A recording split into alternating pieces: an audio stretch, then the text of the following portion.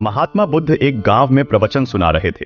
उन्होंने पास हुए लोगों के समीप अपनी मधुर वाणी से सभी को संबोधित करते हुए बताया कि हर किसी मनुष्य को धरती मां की तरह सहनशील तथा क्षमाशील होना चाहिए। क्रोध मानव का ऐसा शत्रु है जो दूसरों को तो हानि पहुंचाएगा, साथ में खुद भी उससे नहीं बच पाएगा।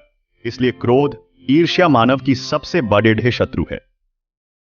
सभा में सभी लोग शांति से उनकी बात को ध्यानपूर्वक सुन रहे थे। तभी वहां उस सभा में एक अति क्रोधी व्यक्ति भी उपस्थित था। वह पहले तो उनकी बात सुनता रहा, फिर वह अचानक महात्मा जी से क्रोधित होकर बोला। बोलते समय उसका आंखें खून के समान लाल हो रही थी। उसने बोला कि तुम ढोंगी हो, यहां बैठकर लोगों को बेवकूफ बना रहे हो। यह जो भी तुम कुछ कह रहे हो ना, इसको सचमुच करना बहुत मुश्किल है, समझे? तुम्हारी इन बातों का कोई मतलब नहीं है। यह सब बातें कोई मायने नहीं रखती। असल जिंदगी में कहानी सुनाना बंद करो। धूर्त महात्मा, और जहां से आए हो वहीं चले जाओ। ऐसे कठोर वचन सुनकर भी महात्मा जी ने उस क्रोधी पुरुष का कोई विरोध नहीं किया और न ही उसकी बातों पर कोई भी प्रतिक्रिया दी। वह शांत रहे और अपना काम करते रहे, जिससे वह पुरुष और भी क्रोधित हो गया। उसकी समझ नहीं आया वह क्या करे। तब उस पुरुष ने महात्मा जी के मुंह पर थूक कर चला गया। अगले दिन जब उस व्यक्ति का क्रोध शांत हुआ और उसे अपनी गलती का पछतावा हुआ, तब वह आत्मग्लानि में जलने लगा और फिर उसने सोचा कि उस महात्मा से मुझे माफी मांगनी चाहिए। वह महात्मा जी की खोज में उसी स्थान पर गया जहां महात्मा जी कल प्रवचन दे रहे थे। लेकिन महात्मा जी वहां कहां मिलने वाले थे?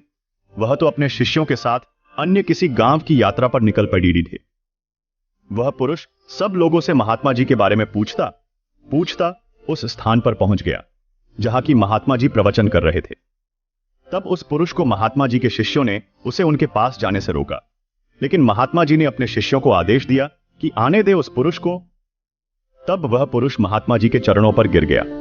उनसे बोला, मुझे क्षमा कीजिए महाराज। उसने महात्मा जी से पूछा, क्या आप भूल गए हो कि मैं वही जिसने कल आपका इतना अपमान किया था? मैं अपने दुष्ट कृत्य की आपसे माफी मांगता हूं। तब महात्मा जी ने बड़े शालीनता से उस पुरुष से बोले कि कौन सी बात? तब उस पुरुष ने बड़ी हैरानी से महात्मा जी की ओर देखा। महात्मा जी बोले कि मैं तो बीती बातें वहीं छोड़ दिया चाया, क्योंकि बीता हुआ कल कभी वापस लौटकर नहीं आता।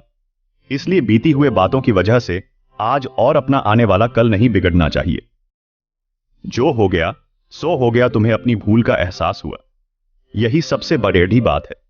तुम अपनी गलती को मान लिए, सो तुम अब निर्मल हो गए हो। इसलिए कोई भी ग्लानि अपने मन में नहीं रखो। अपने आने वाले कल के बारे में विचार करो और उसे सुधारने का प्रयास करो।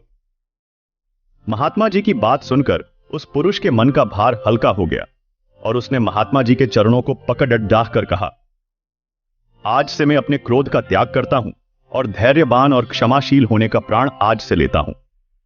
तो दोस्तों, हमें इस कहानी से यह प्रेरणा मिलती है कि यदि अपने बीते हुए कल की गलती को लेकर हमें वर्तमान में उसका पछतावा न कर, उस गलती को हमें अपने भविष्य में कभी नहीं करना चाहिए, क्योंकि दोस्तों बीता हुआ कल कभी लौटकर वापस नहीं आता।